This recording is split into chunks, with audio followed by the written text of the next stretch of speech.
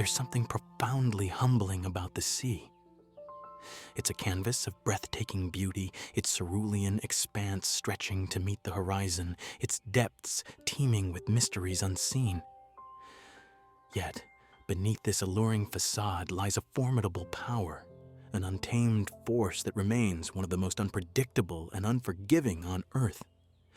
The ocean, in its capricious nature, can shift from tranquil serenity to violent fury in a matter of hours, a stark reminder of humanity's relative insignificance against its might. And in March 2019, this fundamental truth was laid bare in a terrifying near disaster that nearly claimed the lives of over 1,300 souls aboard the Viking Sky cruise liner. The voyage was conceived as an idyllic escape, a chance to immerse oneself in the dramatic grandeur of the Norwegian coastlines. Passengers had envisioned days spent gazing at towering fjords, their rugged cliffs plunging into the icy waters, and nights spent in awe as the ethereal dance of the northern lights painted the Arctic sky with vibrant hues. For many, it was a bucket list adventure, a cherished dream finally realized. But as the Viking Sky navigated the churning waters of the North Sea, that dream was poised to transform into a harrowing nightmare, a stark confrontation with the raw power of nature. The tranquility of the cruise was shattered with brutal suddenness. Amidst the rising swell and intensifying winds, a chilling message crackled across the ship's radio waves, a desperate plea that cut through the growing unease. Mayday, Mayday, Mayday. This is the Viking Sky. We've lost engine power. We are 100 meters from rocks. Let the weight of those words settle. Just 100 meters. In the vast expanse of the ocean, this distance is infinitesimally small, a hair's breadth separating a vessel of immense size from utter destruction. One errant wave, one additional minute adrift without propulsion, and the Viking Sky, carrying over 1,000 lives, would have been violently hurled against the jagged, unforgiving shoreline of Hustadvika. This stretch of Norway's coastline is notorious among mariners for its treacherous currents, shallow waters, and abundance of submerged rocks, a graveyard for unwary ships. This wasn't a routine hiccup. It was a looming catastrophe of unimaginable proportions. The accounts from those trapped on board painted a vivid picture of escalating chaos. The behemoth of a cruise ship, normally a bastion of stability and luxury, was tossed about like a toy in a bathtub. A full-force storm had descended with terrifying speed, unleashing its fury upon the North Sea. Waves, some towering over 8 meters, over 26 feet high, crashed against the hull, sending shuddering vibrations throughout the vessel. Winds howled at a ferocious 70 knots, around 80 miles per hour, whipping the sea into a frenzy of whitecaps and spray. Inside the ship, the scene was one of disarray and growing panic. The once elegant dining rooms became treacherous landscapes as plates and cutlery were flung from tables, shattering against bulkheads and floors. Furniture, unsecured against the violent motion, slid and crashed, creating a cacophony of noise that mingled with the roar of the storm. One passenger recounted the surreal and slightly comical, yet deeply unsettling moment when a pizza, dislodged from its oven by the sudden power loss, flew across the galley towards him. A bizarre detail amidst the unfolding emergency. In another part of the ship, the relentless assault of the sea breached the vessel's defenses. A massive wall of icy seawater smashed through a restaurant door, inundating the space with a meter of frigid water. Dozens of people were caught in the surge, swept off their feet, and submerged in the icy torrent. The sudden intrusion of the raw, untamed ocean into the supposed safety of the ship's interior was a stark and terrifying reminder of their precarious situation. For the passengers, the cruise had abruptly transformed into a desperate fight for survival. Stephen and Judith Mehta, a couple from Australia's Sunshine Coast, had embarked on this journey seeking solace and healing after the recent loss of Stephen's sister. The ethereal beauty of the Northern Lights had indeed graced their first night at sea, a poignant moment of wonder. But the following day, their dream of peaceful reflection was shattered, replaced by the primal instinct for self-preservation. Unbeknownst to the terrified passengers, the situation was far more critical than they could have imagined. The Viking Sky had not just lost one engine, it had suffered a complete and catastrophic failure of all four of its main engines. The massive vessel, stripped of its ability to maneuver or hold its position, was now drifting helplessly in alarmingly shallow waters, a mere 10 meters, around 33 feet, deep. This minuscule buffer between the ship's hull and the jagged seabed represented a terrifyingly thin line between safety and a full-blown shipwreck, a scenario that could have resulted in devastating consequences. In a desperate attempt to arrest the ship's perilous drift towards the rocks, the crew deployed the anchor. The heavy chain rattled out, biting into the seabed, offering a fragile hope in the face of the overwhelming forces of nature. Miraculously, amidst the chaos and the relentless battering of the storm, the engineers managed to coax one of the ship's engines back to life. That single working engine, though operating under immense strain, proved to be a lifeline, providing just enough thrust to temporarily counter the wind and waves and halt the vessel's relentless march towards the shore. But it was a reprieve measured in moments, a precarious equilibrium that could have been shattered at any time.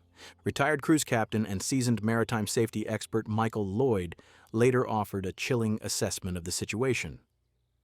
Had that one engine not been miraculously restarted, he stated with grim certainty, the Viking Sky would have slammed into the unforgiving rocks within a mere 15 to 20 minutes. Compounding the immediate danger of impact was the deadly threat of the frigid North Sea waters. With temperatures hovering just above freezing, hypothermia would have set in with terrifying speed, rendering even strong swimmers helpless within the same critical 15 to 20-minute time frame. Given that a significant portion of the passengers were elderly and potentially less resilient to such extreme conditions, Captain Lloyd believed that a grounding in those circumstances would have resulted in a catastrophic loss of life, potentially rivaling the scale of the Titanic disaster.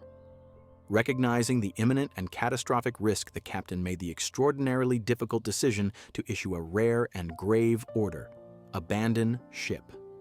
This is a command that no captain ever wishes to give, a stark acknowledgement that the vessel is beyond saving and that the only hope for the survival of those on board lies in evacuation. However, the logistics of evacuating over 1,300 people from a storm-ravaged cruise ship in the middle of the night presented an immense challenge.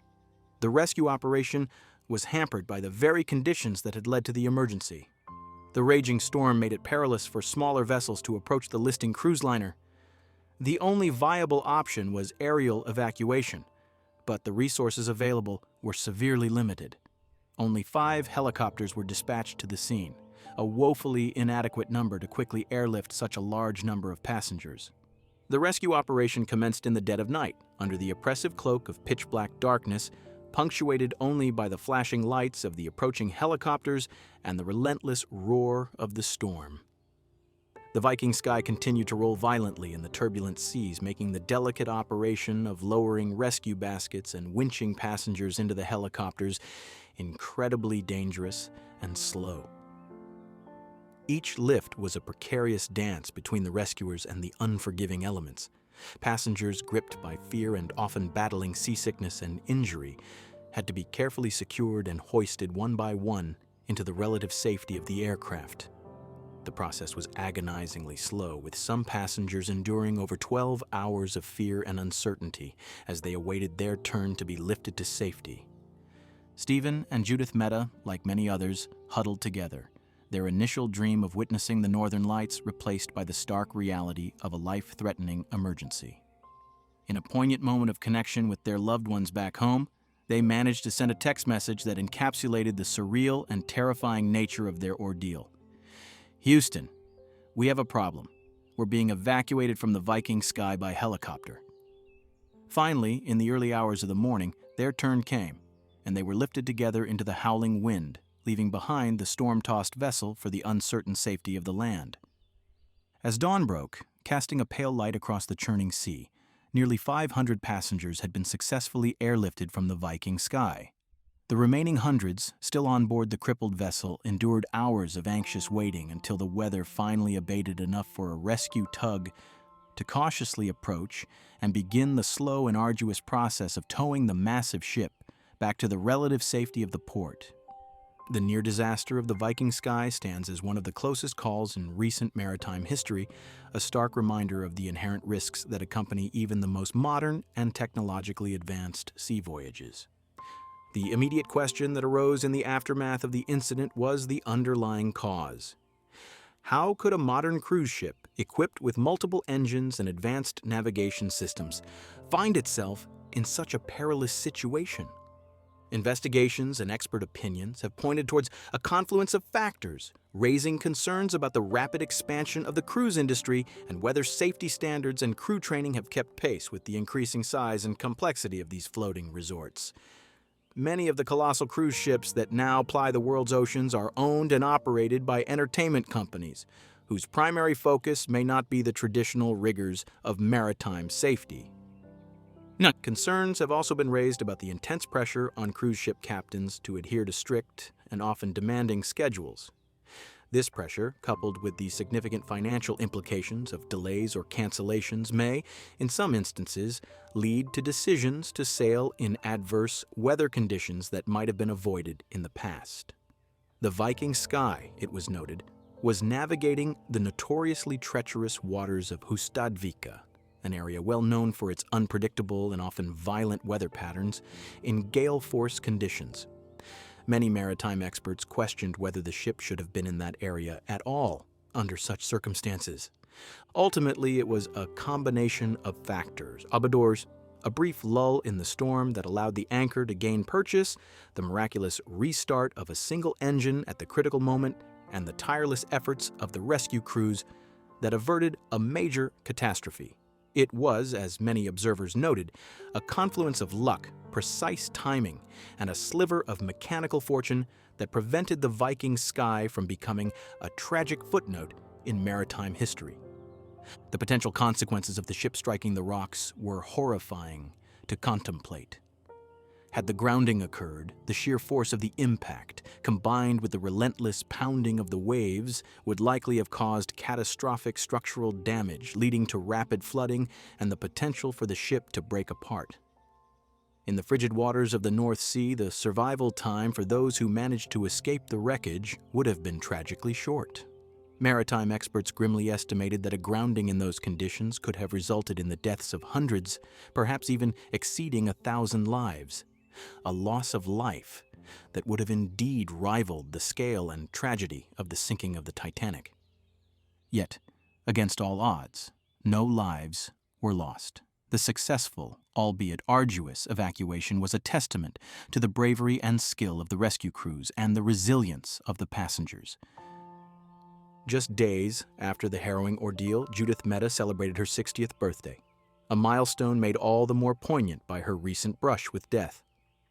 When asked how she and Stephen now reflect on the terrifying experience, her smile was a mixture of relief and lingering awe. "We survived the Viking Sky," she said, her voice tinged with emotion. "It's something we'll never forget." The voyage aboard the Viking Sky, intended as a once-in-a-lifetime trip for all the right reasons, ultimately delivered an experience far beyond what anyone had bargained for. For the over 1,300 souls on board, it became a stark and unforgettable encounter with the raw power of the sea, and ultimately, a precious second chance at life. The humbling truth of the ocean's unpredictable nature had been brutally underscored, leaving an indelible mark on all who faced its fury that fateful march in the North Sea.